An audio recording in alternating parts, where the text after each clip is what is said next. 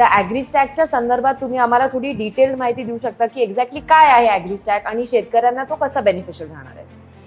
भारतात जन्मणाऱ्या प्रत्येक व्यक्तीला आपण एक नंबर दिलेला आहे 10 आकडी, बरोबर. त्याला आधार नंबर आहे. म्हणजे तो नंबर म्हणजे ती व्यक्ती युनिक आयडी आहे, Identification युनिक code. आयडी आहे. सेम कन्सेप्ट त्या ॲग्रीस्टॅक प्रकल्पामध्ये आहे.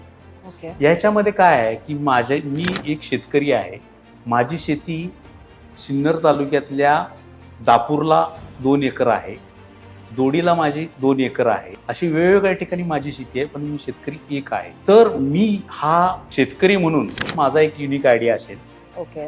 त्या युनिक आयडीला माझी जिथं जिथं शेती आहे त्या शेतीला पण मग एक आयडी देणार मी. Okay. Farmer ID, farm ID आणि मग त्याच्याही पुढे जाऊन मग असं आहे की हे जेव्हा मला तयार होईल त्यावेळेस मी शेतकऱ्यांना एक प्लॅटफॉर्म देणार. मला 7/12 घ्यायचा म्हटलं ते ऑनलाईन उतारा काढायचं म्हटलं तर ते लवकर मिळत नाही.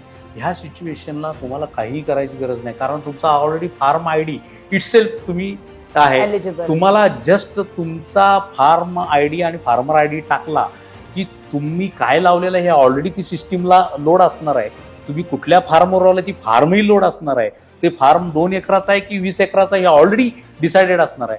दुसरं, ह्याच्याशी मी आधार लिंक केल्यानंतर मला ते पैसे किती भरायचे आहेत ही सांगायची गरज नाही. मला फक्त आधार नंबर टाकला, माझ्या अकाउंटमधनं 100 रुपये माझा विम्याचा रक्कमही त्याच्यात जाणार आहे. मला तेही काही हे गरज नाही. तर मला बँकेत कर्ज प्रकरण करायचं आहे.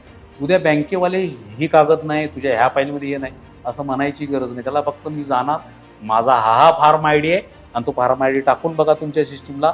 तुम्हाला फक्त क्लिक करायचं आहे की यस की नो म्हणायचं आहे. इव्हन गव्हर्नमेंट ही सेट करणार आहे की कांदा पिकासाठी कर्ज देण्यासाठी तिची लिमिट 3 लाखाची आहे.